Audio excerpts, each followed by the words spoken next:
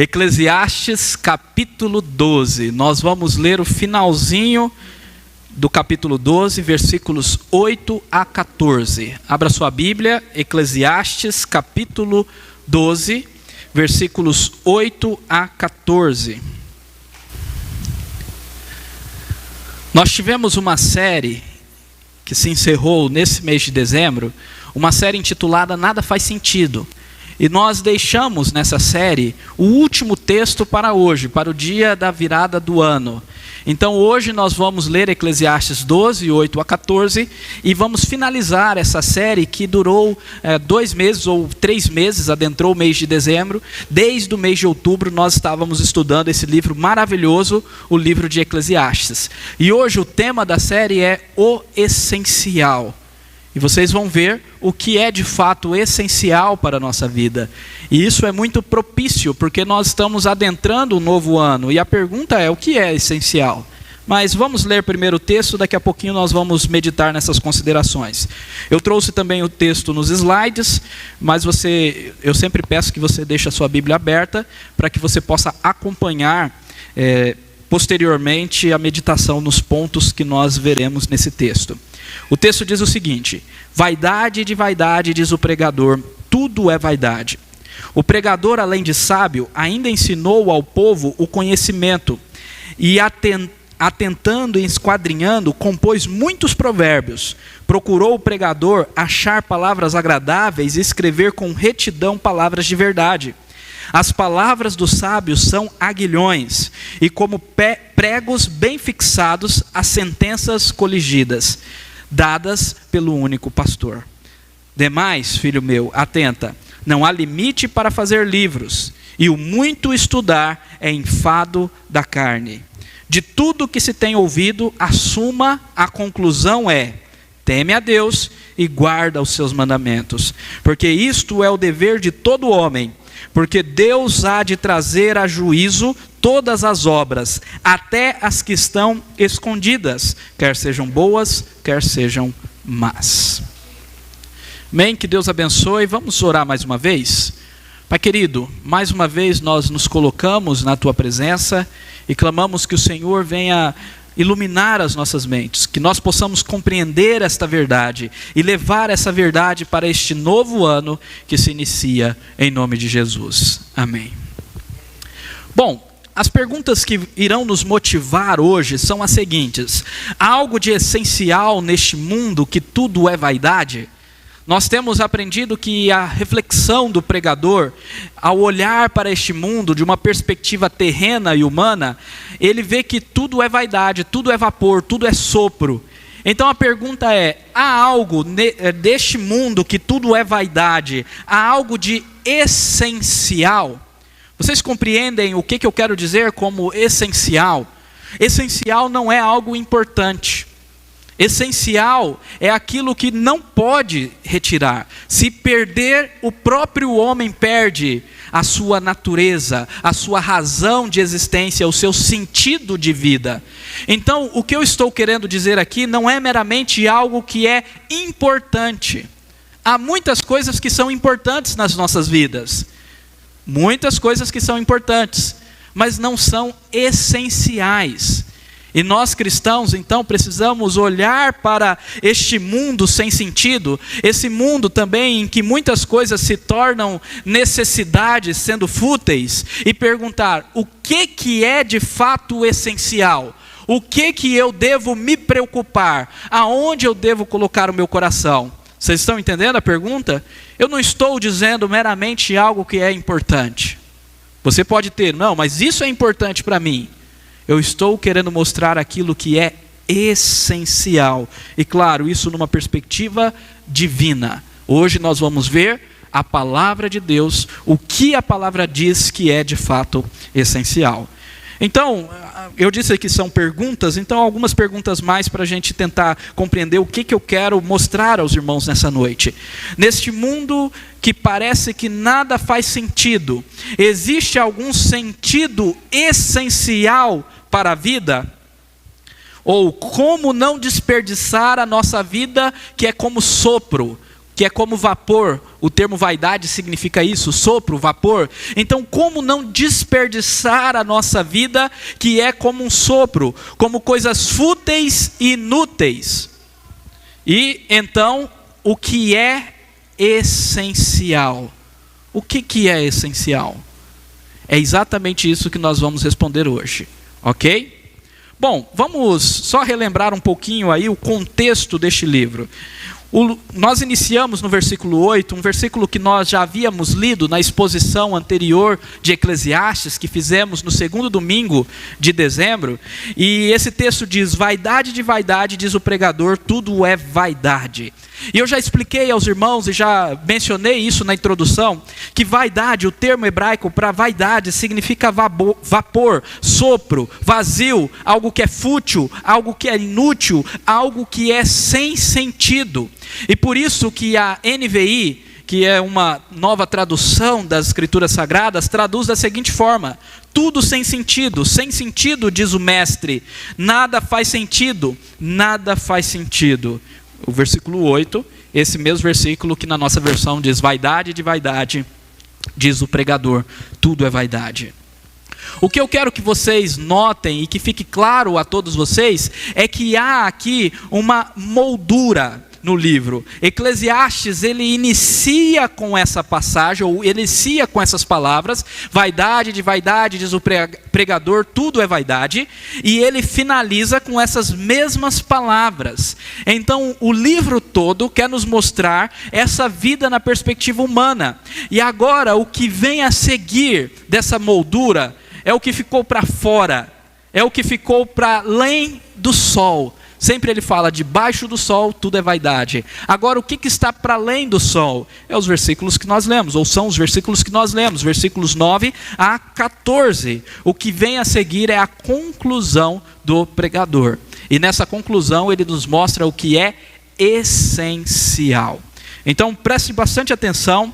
Eu sei que às vezes a gente não estava acostumado com as crianças no momento do culto, as crianças saíam para o seu momento especial, então às vezes com as crianças a gente divaga um pouquinho, olha, uma criança ou outra chama atenção, mas não perca a atenção, tá bom? E ensina também os seus filhos a prestarem atenção neste momento de culto, porque isso é culto ao Senhor.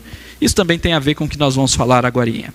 Então, o primeiro ponto do que é essencial está aí nos versículos 9 a 12, e eu coloquei aqui de uma maneira imperativa, para que fique mais fácil nós aplicarmos a nós, que é este daqui: renda-se ao único pastor.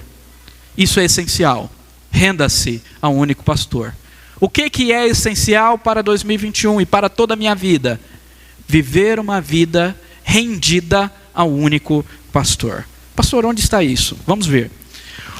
Aqui nós temos, em primeiro lugar, as palavras finais do pregador quanto à sua obra. O pregador, além de sábio, ainda ensinou ao povo o conhecimento, e atentando e esquadrinhando, compôs muitos provérbios. Ele está contando aqui a sua experiência, algo que ele já fez lá no capítulo 2. Nós já vimos isso lá no capítulo 2. Ele já expôs a sua experiência, que ele analisou, que ele pensou, que ele olhou toda a sabedoria e as experiências humanas. Então ele está falando: eu esquadrinhei todo o conhecimento, eu atentei todos os conhecimentos, e eu escrevi muitos provérbios. Por isso nós cremos que o pregador é Salomão, aquele também que escreveu a grande maioria do livro de provérbios, que nós temos aqui também nas Escrituras Sagradas.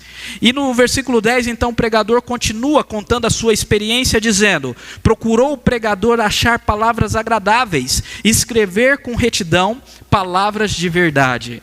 Então, ele buscou palavras agradáveis para transmitir da melhor forma o seu ensino, a sua sabedoria, mas ele sempre buscou falar a verdade com retidão.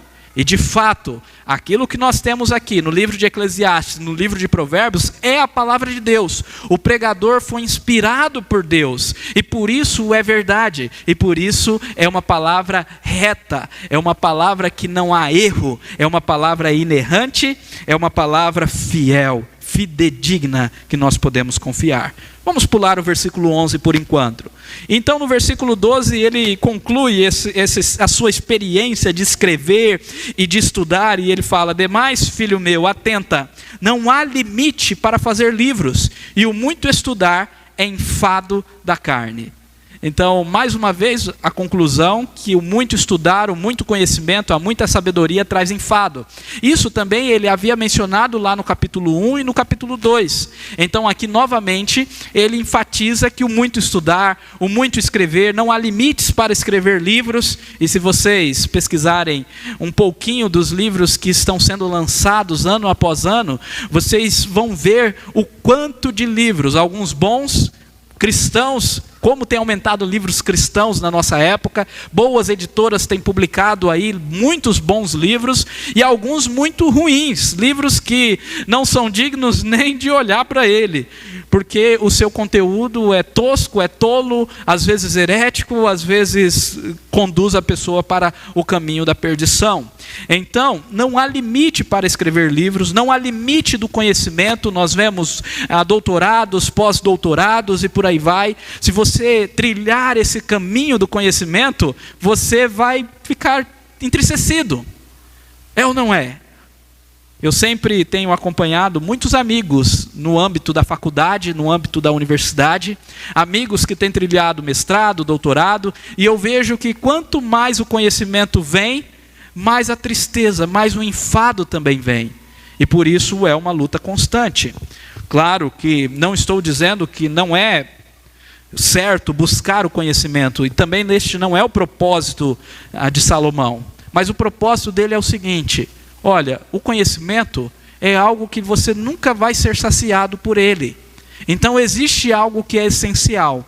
O conhecimento é importante. Lembra aquela diferença? Mas o que é essencial? Versículo 11. Olhem aí comigo, versículo 11. As palavras dos sábios são como aguilhões, e como pregos bem fixados, as sentenças coligidas, conectadas, juntas, que estão no mesmo papel ou no mesmo livro, essas sentenças coligidas dadas pelo único pastor. Aqui nós temos um único pastor que tem as suas palavras como aguilhões, e as sentenças que ele compôs, quando juntadas, são como pregos bem fixados. Olha que coisa maravilhosa, olha que texto maravilhoso. Vamos tentar entender isso daqui. Primeiro, entender essa expressão único pastor. A grande maioria das traduções das Escrituras Sagradas traz o termo pastor em maiúsculo. Por quê? Porque a ideia aqui é que não é o pregador este pastor, mas é um outro pastor, um pastor divino, um pastor soberano. E é interessante porque essa expressão único pastor ou um só pastor aparece nas Escrituras Sagradas do Antigo Testamento apenas mais duas vezes. Uma é aqui em Eclesiastes e duas vezes no livro de Ezequiel. Ezequiel 34, 23 a 24 e Ezequiel 37, 24 a 25. Olha só que interessante, as duas vezes que aparecem lá em Ezequiel se referem a Jesus Cristo. É uma profecia sobre o nosso Senhor Jesus. Olha só, Ezequiel 34, 23 a 24, eu vou ler para os irmãos. Suscitarei para elas um só pastor, um único pastor, e ele as apacentará.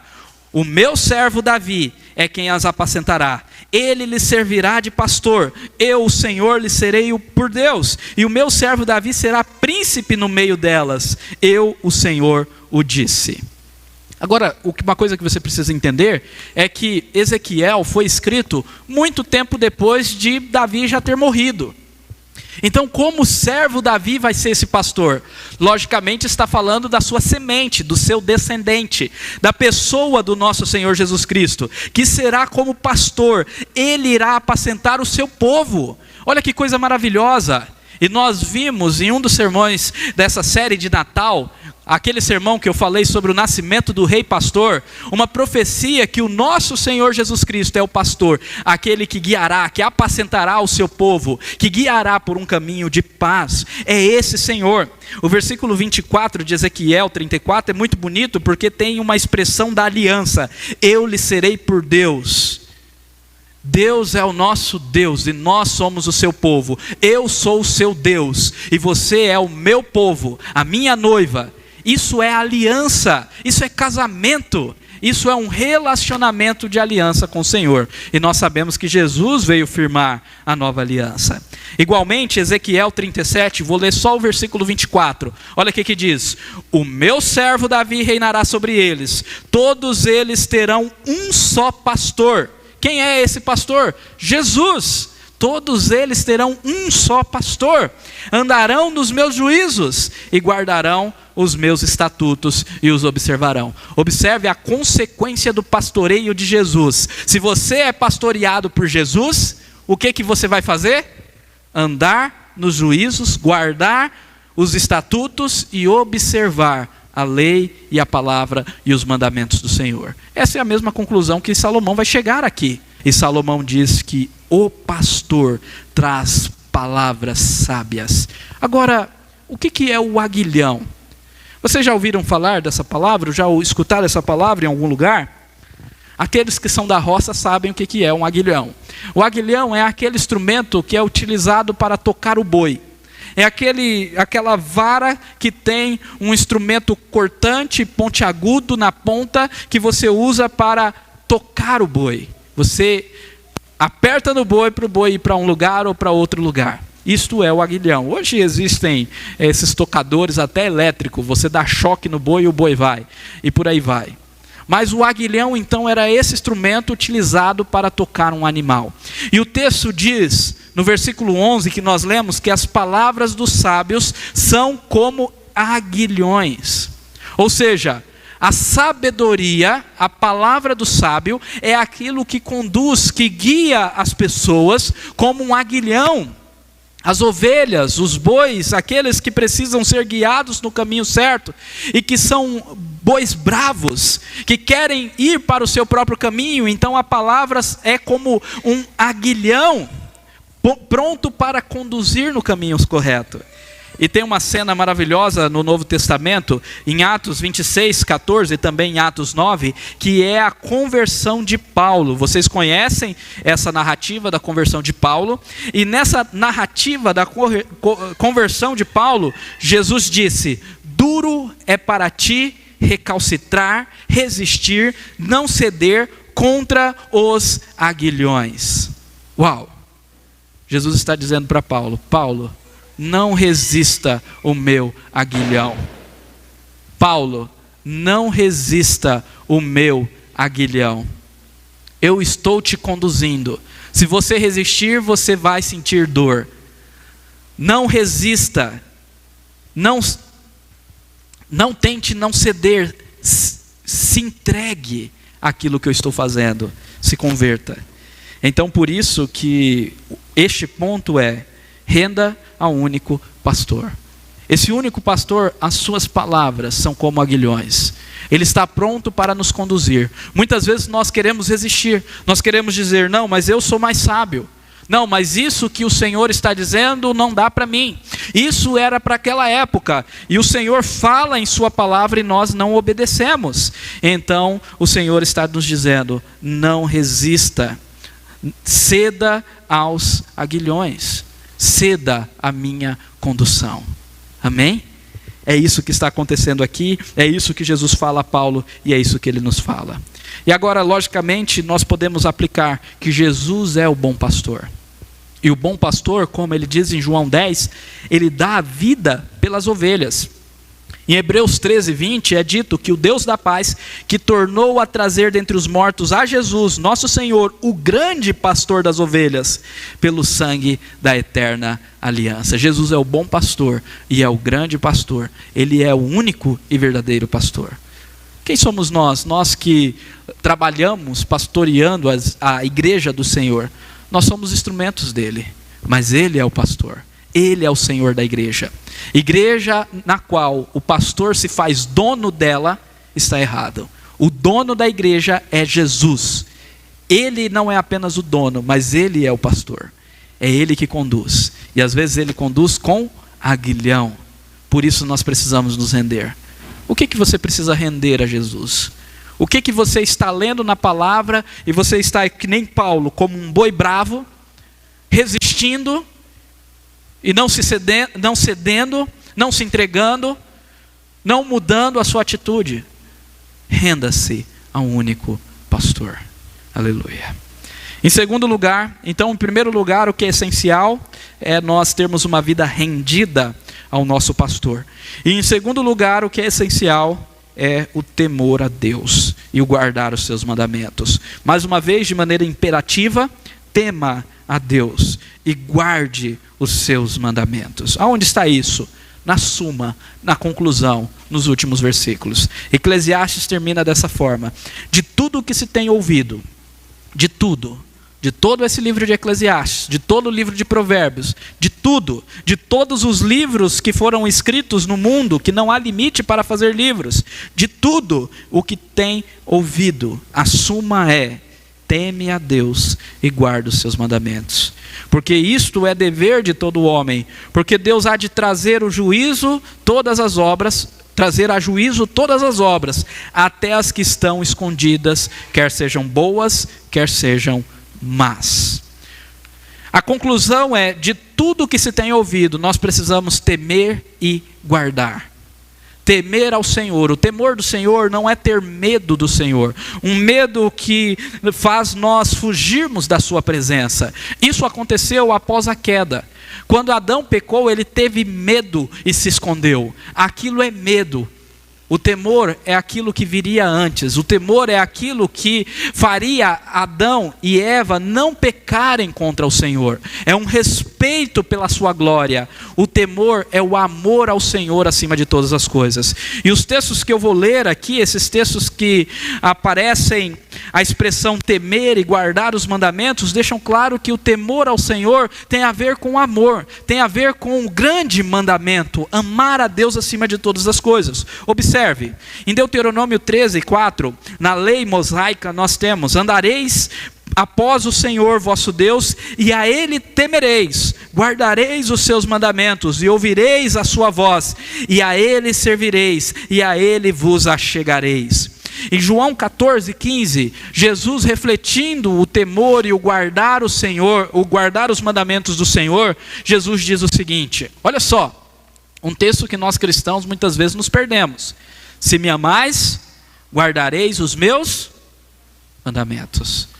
Meus irmãos, há muitos cristãos que dizem que no Novo Testamento nós não devemos seguir mandamento nenhum, lei nenhuma, porque agora o que vigora é a lei da liberdade ou a lei do amor.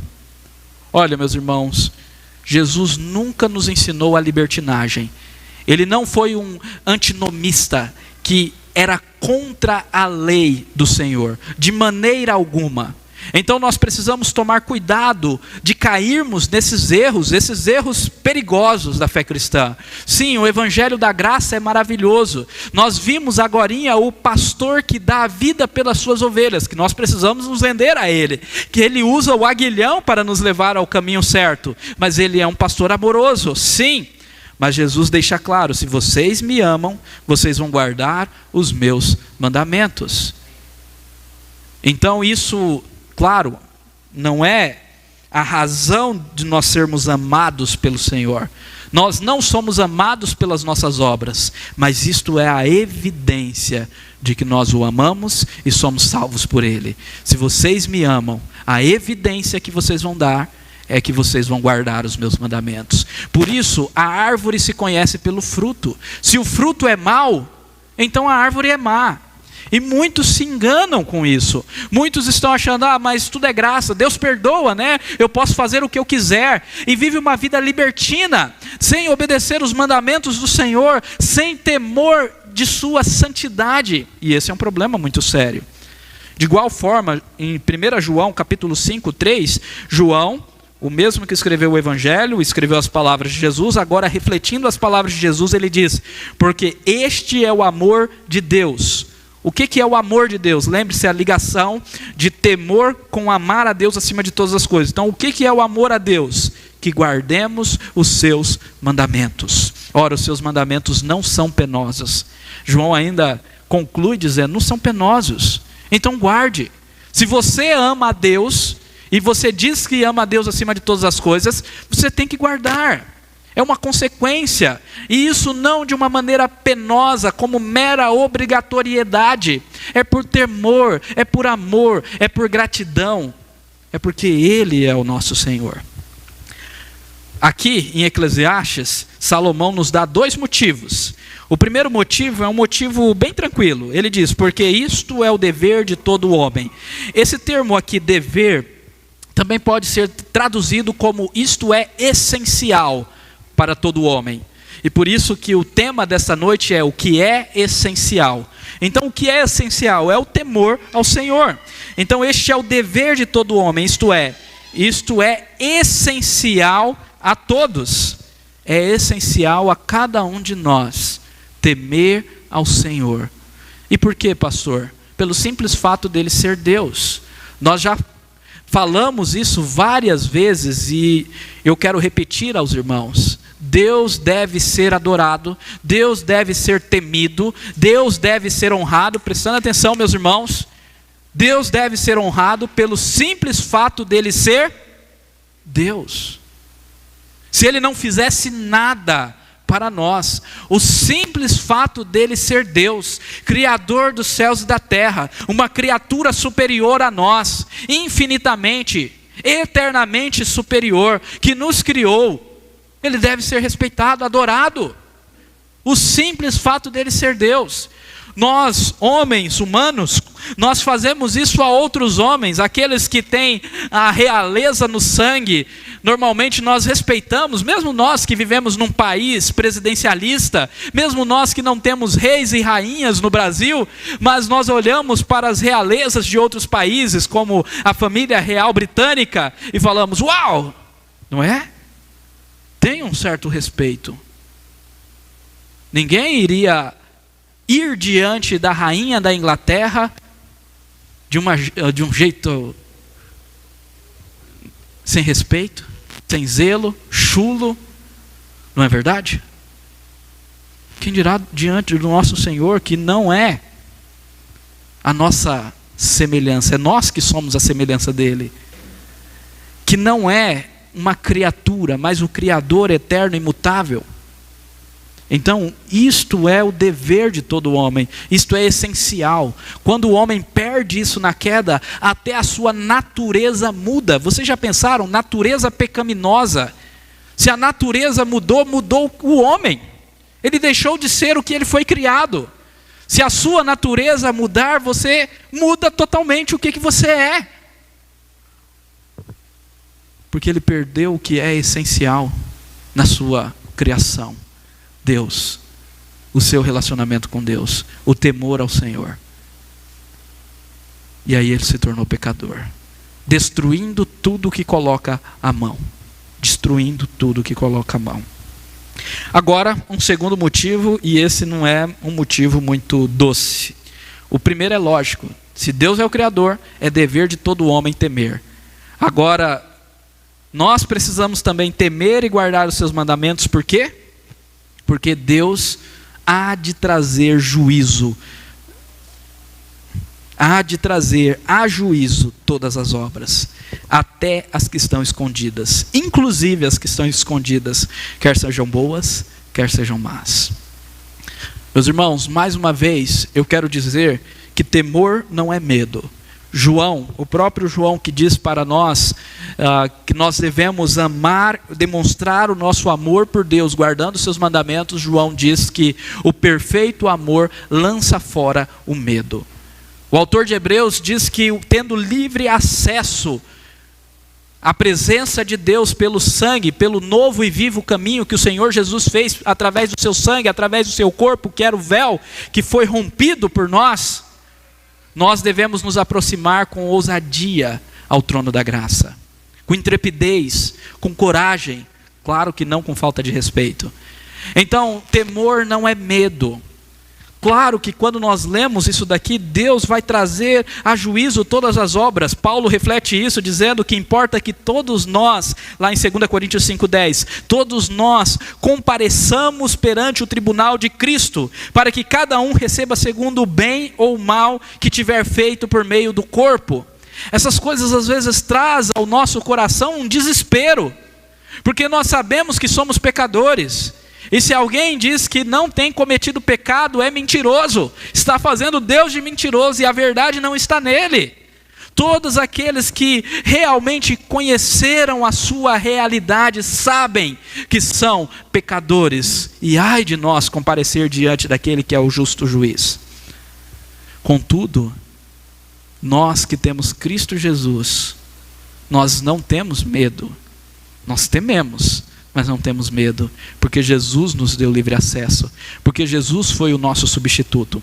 O Danilo começou hoje esse culto especial de Ano Novo dizendo que se você se acha digno de estar na presença de Deus, você está errado. E eu digo, sim, você está errado se você se acha digno por sua própria conta, por seus próprios méritos, por sua própria força, por sua própria santidade. Olha, meus irmãos, se eu me achasse digno de estar pregando a vocês porque eu tenho uma vida de santidade, eu não estaria aqui de maneira alguma. Não é por méritos, não é porque agora essa semana eu consegui não pecar, então eu estou feliz e eu vou adorar, eu vou participar da ceia do Senhor porque eu não pequei. Se você não pecou essa semana e vai participar da ceia do Senhor só porque você não pecou, me dá seu nome que eu vou mandar para o Papa para ele te beatificar. Tem que se tornar santo mesmo. Meus irmãos, nós somos pecadores. Não há nenhum justo sequer. Não há quem busque a Deus. Então, como nós nos tornamos dignos para estarmos diante dele? Através de Cristo. E não tenha dúvida, através de Cristo, sim, você é digno. Digno de estar na presença do Senhor. E o temor do Senhor, então, é esse respeito e esse zelo por meio ou por aquele que irá julgar todas as coisas. Observe que é assim que Eclesiastes termina o seu livro. E por quê, pastor? Por que que Salomão termina o livro de Eclesiastes dessa forma? Por que ele termina com o juízo do Senhor? Porque se não houver juízo, se Deus não julgar as obras dos homens, de fato o mundo não faz sentido. Porque nós vemos calamidades, nós vemos injustiças, nós vemos a corrupção, o pecado do homem, como eu já disse, em tudo que o homem toca, ele corrompe, ele destrói, roubos e por aí vai, violência, assassinatos. Nós vemos um país inteiro comemorando, festejando o aborto, o assassinato de crianças inocentes, de nascituros, que são vidas humanas, sim. E tudo isso, o Senhor vai trazer a juízo. Se Ele não é o Deus que julga, então de fato esse mundo não faz sentido. Eu trouxe uma citação aqui, só para nós refletirmos, de um personagem de uma peça chamada Depois da Queda, de 1964-65, de Arthur Miller, e o personagem se chama Quentin. E ele diz o seguinte: se não houver Deus, não há juiz.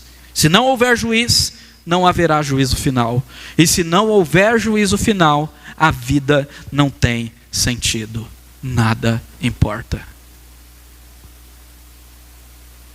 Nada importa. Quentin é um personagem que viu várias coisas acontecendo no mundo. Uma delas foi o Holocausto. Eu estou falando da personagem Quentin, da peça de Arthur Miller. Então, viu o Holocausto judeu. Aquelas vidas judias sendo sacrificadas por causa da ganância, por causa da eugenia, por causa do coração corrupto do homem. E ele diz isso: se não houver Deus, não há juízo. Se não houver juízo, não haverá juízo final. E se não haver juízo final, a vida não tem sentido. Nada importa. Então por isso que Salomão termina dessa forma: teme a Deus e guarde os seus mandamentos, porque Deus há de julgar. Isso é um sentido para nós. Amém? Bom, eu quero concluir agora trazendo o temor do Senhor na prática. Eu vou trazer alguns textos, algumas citações do Novo Testamento, e à medida que nós formos lendo essas citações, eu vou fazer algumas aplicações práticas com base no contexto dessas aplicações, que falam sobre o temor de Deus. É interessante porque muitas vezes a gente pensa que temor a Deus, guardar os mandamentos, obediência é algo que ficou no Antigo Testamento. Já falei sobre essa mentira, essa falácia. E agora eu vou mostrar alguns textos, são 4 textos que nós vamos ver no Novo Testamento, que claramente fala sobre santidade, sobre abandono de pecado, sobre obediência e sobre o temor do Senhor. O primeiro texto é esse texto de 2 Coríntios capítulo 7. Preste bastante atenção. Agora, essa parte prática eu gostaria que os irmãos se atentassem bem, para que ficasse no coração e para que te ajudasse no início desse novo ano. Então preste bastante atenção. Olha o que diz: tendo, pois, ó amados, tais promessas, as promessas da salvação em Cristo Jesus, purifiquemo-nos de toda impureza. Purifiquemo-nos de toda impureza, tanto da carne como do espírito, aperfeiçoando a nossa santidade no temor a Deus. Paulo, ele nos exorta a nos purificar das impurezas. E impureza aqui nesse contexto de 2 Coríntios 7 é o contexto de relação promíscua. Sempre impurezas, imundícias nas escrituras sagradas, no Novo Testamento, fala sobre relações sexuais ilícitas. Então ele está dizendo, se purifiquem dessas impurezas, se purifiquem. Por quê? Porque o Senhor nos fez promessas de vida eterna. O que ele está dizendo aqui é, prestem atenção, vocês têm o ouro, vocês têm o diamante, vocês têm a preciosidade que é a vida eterna. Para que ficar buscando impurezas, lascívias, promiscuidade? Cresça em santidade. Cresça em santidade em temor. Olha, meus irmãos, eu vejo os cristãos modernos brincando com as questões relacionadas a sexo. Nós precisamos tomar cuidado com isso. Não mudou nada. Desde a época que Paulo escreveu, desde a época da nossa infância, em toda a cristandade, as questões relacionadas a impurezas sexuais são as mesmas coisas. É errado o adultério, é errado a fornicação, é errado a pornografia, todas essas coisas são erradas. E nós precisamos lutar contra isso. Não é porque você tem mais de 40, de 50 anos que você pode fazer sexo fora do casamento. Isto é errado e pecado, e se não se arrepender e confessar ao Senhor, vai para o inferno. Todo pecado não confessado. Então tome cuidado com esse mundo moderno em que nós vivemos. Tema ao Senhor, fuja da impureza, se purifique de todas as impurezas. É interessante que o termo purificar aqui é um termo cultico. A purificação era feita por meio pelo sacerdote para cultuar ao Senhor no Antigo Testamento. Uau! Olha o aguilhão do pastor. Jesus é o nosso pastor e ele está com seu aguilhão dizendo, não faça isso, fuja disso. Purifique-se de toda a impureza, se aperfeiçoe na santidade e no temor a Deus. Meus irmãos, a maravilhosa notícia da graça é que Deus nos perdoa. Se confessarmos os nossos pecados, Ele é fiel e justo. Que Deus nos transforma. Então renda-se ao pastor e obedeça aos seus mandamentos. Quando Paulo e os apóstolos resolveram falar algumas coisas que as igrejas deveriam seguir, notem, as coisas que eles proibiram às igrejas. Eles disseram, olha, vocês não precisam se circuncidar, esquecem isso, isso é rito do judaísmo, mas 2 coisas vocês precisam fazer. E as 2 coisas são as seguintes: se abstenham das relações sexuais ilícitas. É a primeira coisa. E a segunda, comer carnes sacrificadas a ídolos ou carne sufocada com sangue. As 2 coisas, idolatria e imoralidade. Tome cuidado. Purifiquemo-nos de toda impureza. Em Efésios 2:21 é dito, sujeitando-vos uns aos outros no temor de Cristo. Esse é outro texto maravilhoso. Porque esse texto está no contexto de relacionamento com o próximo. E principalmente de relacionamento familiar. Porque o que vem logo em seguida é a relação entre marido e mulher. É a relação entre filho e pai, pai e filho. E a relação entre servo e senhor. Naquela época o servo morava dentro da casa. Então também fazia parte da família. Era como se fosse um mordomo. Claro, era servo, era escravo. Mas como se fosse um mordomo. A relação mais próxima que nós temos hoje. E o texto diz: sujeitando-vos uns aos outros. Sujeitai uns aos outros no temor de Cristo. O temor deve nos fazer a sujeição, deve nos levar à sujeição. O temor deve quebrar o nosso orgulho. Tem muita gente não querendo servir o próximo, porque se acha melhor do que o outro. Tem muitas pessoas que dentro da família vivem em guerra, em disputa. Sujeitando-vos uns aos outros no temor de Cristo. Hebreus 12, 28 nos diz: por isso, recebendo nós um reino inabalável. Olha que maravilhoso, sempre você tem um aspecto grandioso da graça. Nós recebemos o quê? Um reino inabalável. Lá em 2 Coríntios 7:1, o que nós recebemos? As promessas de Deus. Então, recebendo esse reino inabalável, retenhamos a graça pela qual sirvamos a Deus de modo agradável, com reverência e santo temor. Como você tem servido a Deus? O seu serviço é com reverência e com santo temor? Você sabe diante de quem você está? Você sabe quem você está servindo? Você está servindo com dedicação e responsabilidade? Ou você está procrastinando o serviço do Senhor? Você está deixando o pior para o Senhor? Você está fazendo as coisas chulas? Aquela expressão feia que nós temos, nas coxas. É isso que você está fazendo? A obra do Senhor nas coxas. Lá no Antigo Testamento nós temos uma palavra dura que diz: maldito é aquele que faz a obra do Senhor relaxadamente. Olha, meus irmãos, não mudou nada. Nós precisamos tomar cuidado, porque se nós fazemos relaxadamente, estamos atraindo maldição para as nossas vidas, para a nossa família. Agora, se nós entendemos que recebemos esse reino inabalável gratuitamente, aí nós vamos fazer de maneira agradável. Entenda que é graça. Eu não estou aqui num tom legalista.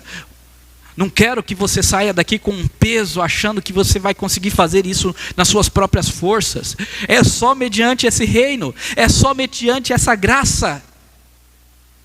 E nós podemos dar a Cristo uma parcela daquilo que Ele nos deu. E Ele se deu 100% para nós.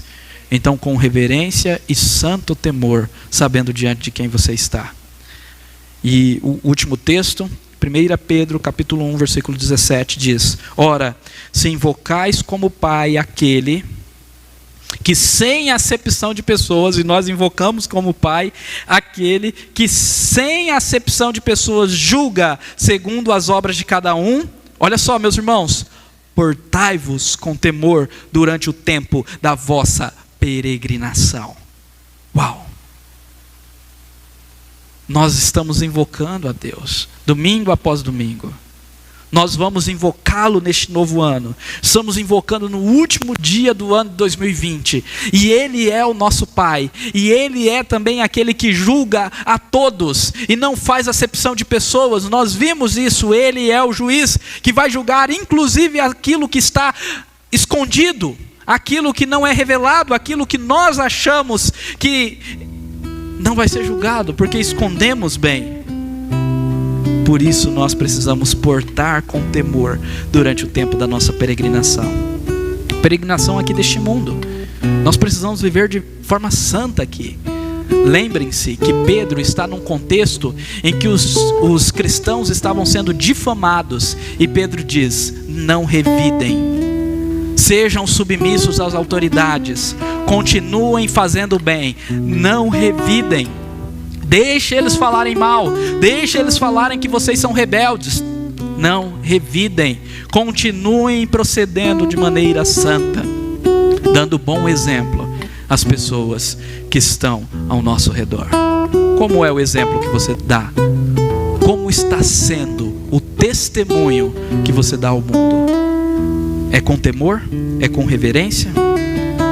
Olha, meus irmãos, o essencial: renda-se ao pastor, tema-o e guarde os seus mandamentos. O pastor está com aguilhão. Resistir o aguilhão é dura coisa. Você vai se machucar, ele vai te espetar. Então renda-se ao pastor, tema-o, guarde os mandamentos. João disse: não é penoso. Curva sua cabeça e vamos orar.